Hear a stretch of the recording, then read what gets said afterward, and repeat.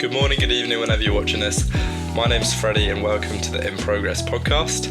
Now, firstly, the reason I'm making this podcast is to document the journey of building a business at a young age. And the reason I want to do that is I know what it's like to be that confused 17, 18, 16-year-old kid who is inspired, wants to start a business, but you never know what to believe online. You don't know who's trying to sell you something.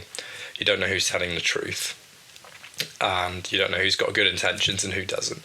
So for me, I really want to share my experience with entrepreneurship in a raw and authentic way, but also reflect on where lessons from business apply to my personal life and where lessons from my personal life apply to business as well.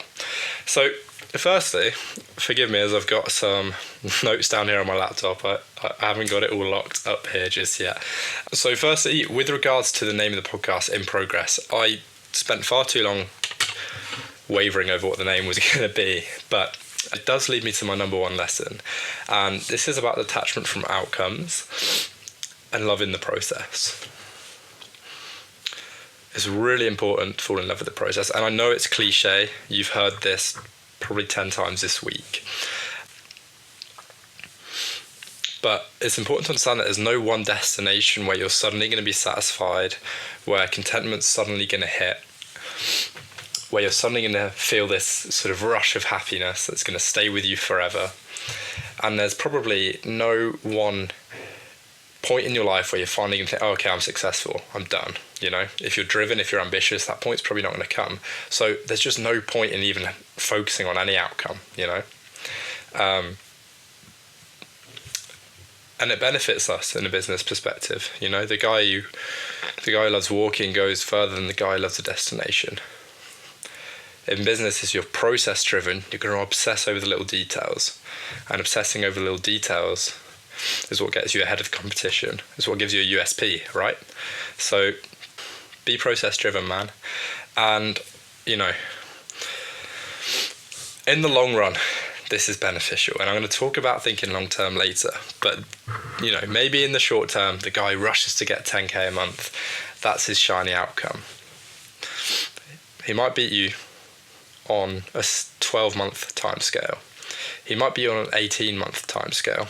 But the person who loves the journey and the person who's focused on the process, the details, the adventure of it all will do so much better over a 10-year span.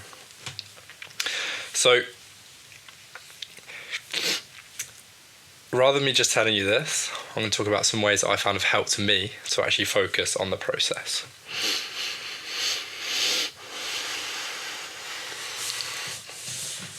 So firstly, it's to see every project that you're working on or the business that you're currently working on or anything that you're working on in life as a stepping stone towards that big goal, that big mission of yours. I shouldn't have called it a goal, I should call it a mission. And by the way, this might be something that you're never necessarily going to achieve. It doesn't need to be an outcome. Here's what I mean.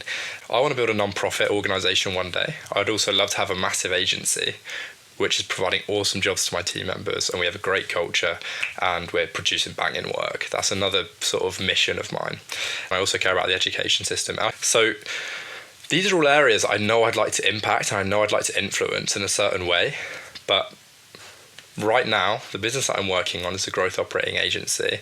That's a stepping stone because it's going to give me the skills, hopefully, maybe some capital, maybe the network, maybe the experience that are potentially going to lead me to a position where I'm more able to impact those areas that I spoke about before. So maybe think about the thing that excites you, the mission that ignites you, and you don't have to be working on it directly right now because maybe you're not. Maybe you're just running a small little business. It doesn't feel like you're actually working on this big global mission of yours, but you're probably chipping away, all right? You're probably on the way, man, and it's probably just a stepping stone. So see it that way and you'll start to enjoy it more. Secondly, see the beauty and the privilege of your work. I think this one's really important. And today I've been in a bit of a grump at my desk. I haven't been enjoying my work the last couple of days. It's been pretty laborious. It's been a bit boring. It gets that way. But I think it's really important for us to remind ourselves to be grateful for the work. Almost, you know, it's a privilege, man. We clients give us trust, especially as a young guy like me, a beginner. You know, They give me their trust. I have some autonomy. And I'm given the chance to make a tangible outcome for other people, you know. I think those three things are amazing. So find the privilege in your work, man. Find the thing to be grateful for. And again, this will help you be more process driven. So, number 2 is to embrace a fail fast culture. And I say fail fast, but failure doesn't really exist. At the start of my business journey, I was terrified of failure. And what I've learned is actually the faster we fail, the faster we learn. And therefore, the faster we fail, the faster we win. As young entrepreneurs, you know, we have nothing going for us. Okay, like in my case, I was 18. I am 18, but when I started, I was 18. I didn't have much startup capital. I didn't really have a good network. I had little experience. There was no reason for me to do well. But what I did have was nothing to lose, you know. I had the ability to take risks, and this again is a privilege of being young, especially, or even a beginner entrepreneur, you know. You might have less to lose. So what this means is we can leverage it to take more risks, right? And if we can take more risks, we're going to fail more, but that's okay because we're going to learn more. And I think this is the iteration process. You know, we take a risk, it goes one way or the other.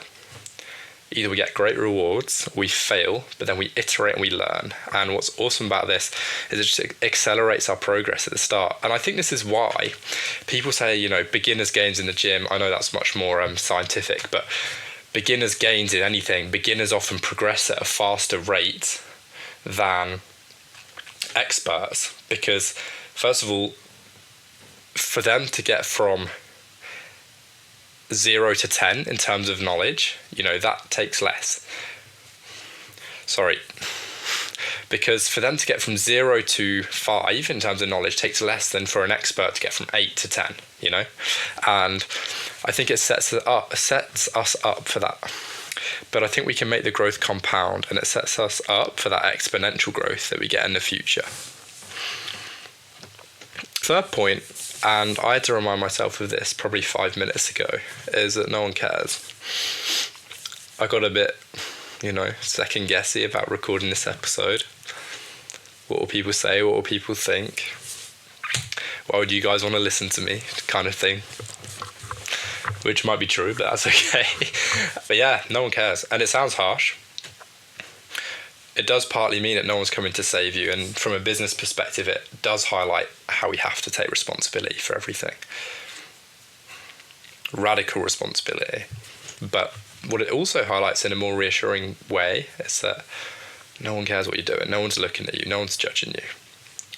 Because we all think the spotlight's on us, but it's not. It's just, that's a figment of our imagination. And, you know, the reality is we're all focused on ourselves. We know this. So don't let the thought that other people will judge you or the opinions of others stop you from starting the thing, okay? Do the thing, because I promise you, let's say it's posting content, for example, in my case. The first 5 TikToks, people had something to say, now people have forgotten I even do it. And you become desensitized to it. So just take the leap, commit to 10 reps, 10 videos, 10 weeks in the business, whatever it is.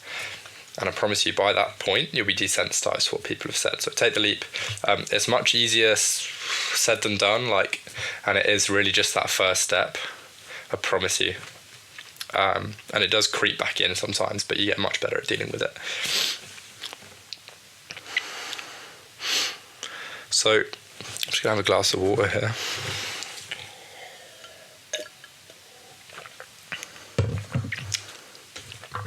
The fourth thing is to pick something imperfect.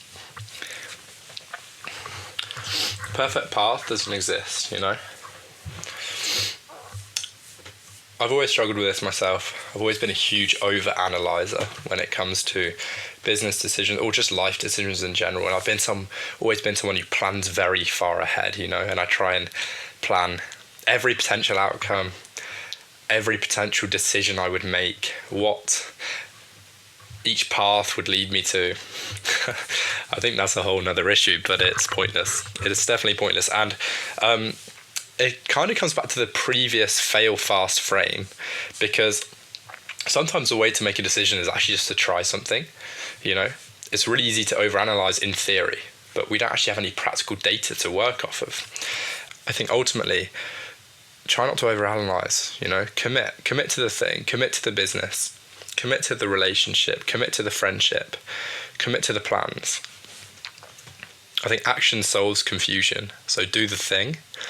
And ultimately, the grass is greener where you water it. We often expect something to be perfect before we've even worked on it. How are you going to find the perfect business model if you haven't even worked on it yet? It's crazy. And I'm not having a go. Like, I do this all the time. I'm speaking to myself here. But grass is greener where you water it. Do the thing. Action solves confusion. So don't get into a state of paralysis by analysis, because I've been there many times and all it does is slow you down. This leads me to point 5, which is very similar, and it's that you don't need to know the how, you just need to know the what. Again, pick the thing and don't stress about the exact steps you're going to take. Don't try and lay out a roadmap. And funny enough, it's ridiculous that I'm telling you this, because I think 6 months ago, I tried to plan basically every single week for the rest of the year and where exactly we'd be at in the business. And you might think, oh, that sounds like you've got it nailed, you sound really organised, you sound obsessed, whatever. It was ridiculous. It was never going to end up that way. I don't think things ever go to plan enough for that to be worth doing. And also, when you're making that plan 6 months, 6 months ahead, you don't have the information available to you right now that you're going to have when you've been doing it for 3 months. So, plans are going to change ultimately. Plans will always change, partly because of the world being a dynamic, unpredictable place, but also because more information is becoming available to you. So your frames for making decisions develop. And the second point about not needing to know how is you learn by doing. So don't pick a business model and watch 100 YouTube videos on it. I did that, okay? Make this the last business video you watch until you've started the flipping business. Genuinely. And again, I've been there, I know what it's like, and I think action is definitely the best teacher. I think I've learnt more in 4 months of actual business than I did from 100 SMMA videos or whatever it was. So yeah, man, action's a teacher. So don't worry about the how, work it out as you go. And that's overwhelming, it sounds weird, but I promise you it'll work out. Perfectionism. Maybe your ears are twitching. Maybe your ears have just perked up. Perfectionism doesn't exist. All right? I thought I was a perfectionist. I'm not. I was procrastinating. Now, this might be stolen from Hormozy. I don't know. So maybe it sounds harsher than the other points. But I think ultimately this is just a fear of incompetence. You don't want to start the thing because you don't feel well equipped yet.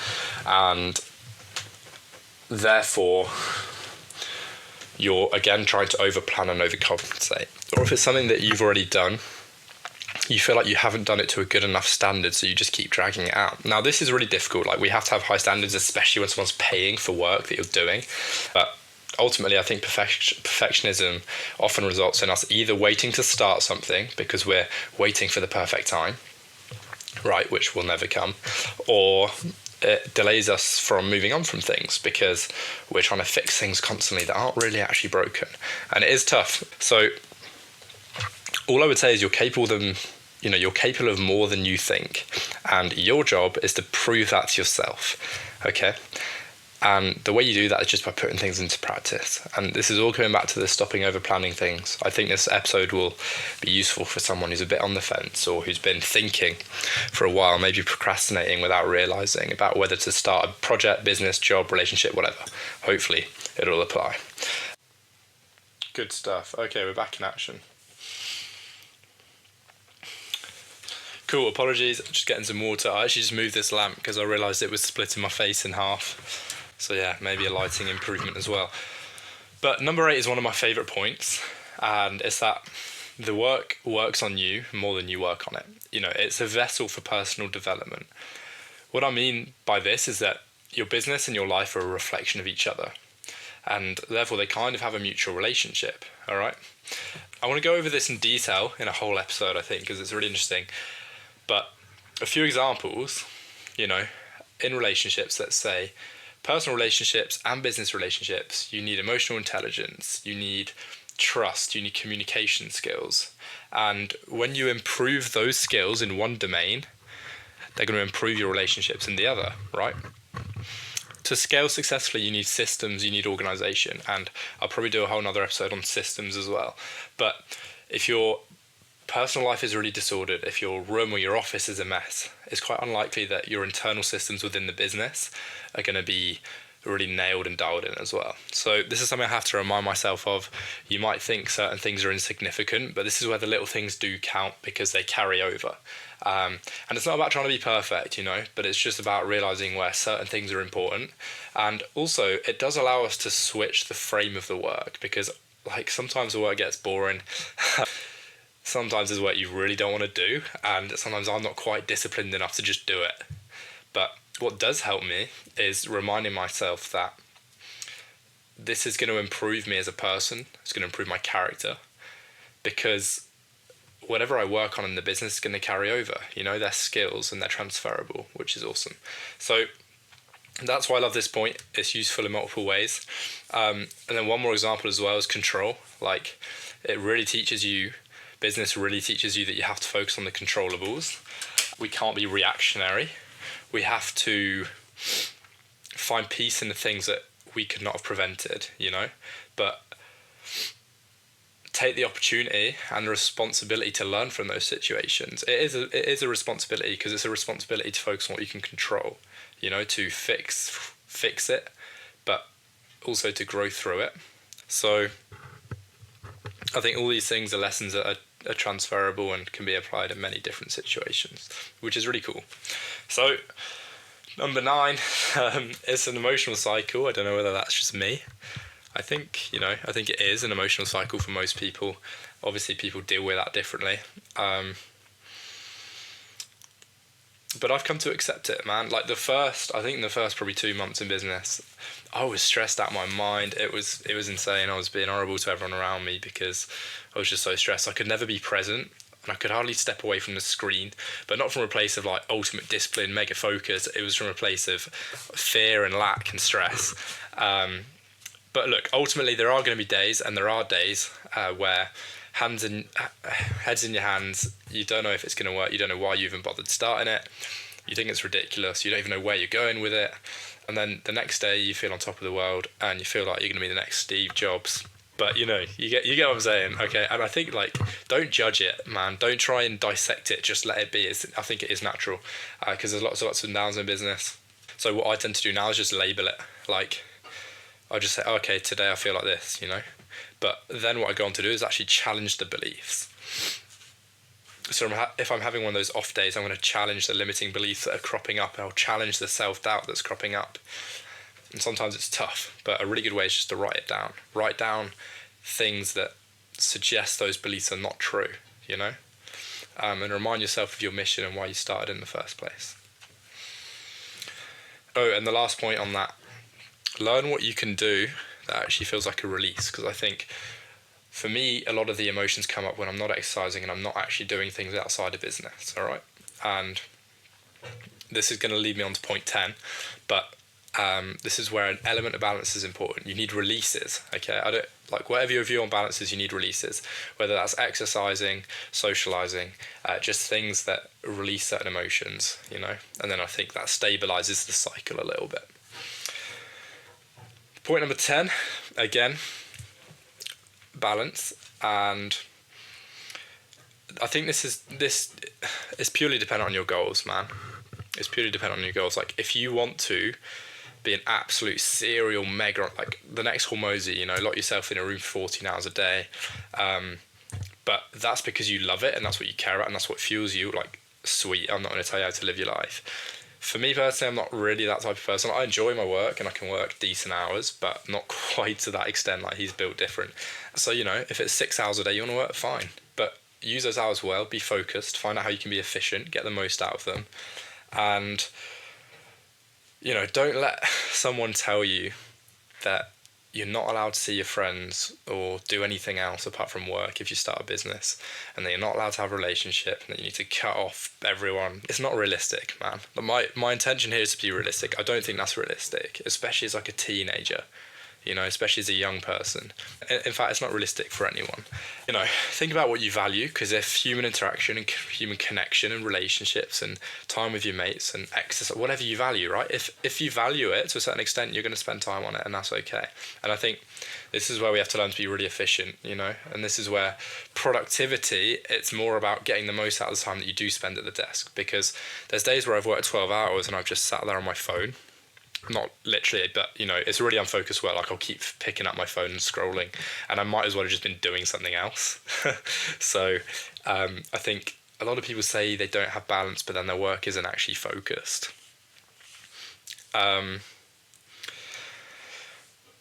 So yeah, I'd say focus on deep focused work. Make sure every single work block you have has a clear goal that's going to move the needle forward, and then around that you can implement other things into your life that you enjoy. And this doesn't mean that you don't want it bad enough, okay? You don't want it bad enough if you play video games for 12 hours and then go out in the evening. But if you've worked from like 8 a.m. till 5 p.m. or 4 p.m. even, and then you want to go and do something else afterwards, that's absolutely fine, all right? That's my view on it. I'd love to hear your thoughts, because it is interesting. There's a lot of contrasting views on this, but be realistic, be sustainable, and just make sure you're moving the needle rather than trying to just stack up hours so you can say you've worked them. So yeah, that closes us today. I hope it's been useful. So the intention behind the pod is for you guys to keep updated with my journey. So I'm going to give you a bit more context next episode about what I'm doing and where I'm at. And then for me to extract lessons from, the last week or the last couple of weeks that I've been learning, so that it can help you, because I want to be the most realistic, like raw, authentic, not even mentor, like I'm not a mentor, I hardly have any experience, but person who's maybe a couple of steps ahead of you or one step ahead of you, just because I want to help the person that I was 4 months ago. I want to help the person I was 1 month ago. I want to help the person I was six months ago, I just think that's the best way for me to document the journey in a way that might benefit others. And I might chuck some cinematic content out at some point. Let me know if you guys would like to see that in terms of what I actually get up to in the week, and so that you get some behind the scenes. But if you do want a bit of that, then head over to my TikTok. Yeah, and if you've got a cool story about a business and you got some lessons you want to talk about, then send me an email. I'm going to put my email in the description, and we can work something out about you hopping on the show. So I appreciate your time. Hope you have a blessed rest of your week, and take care.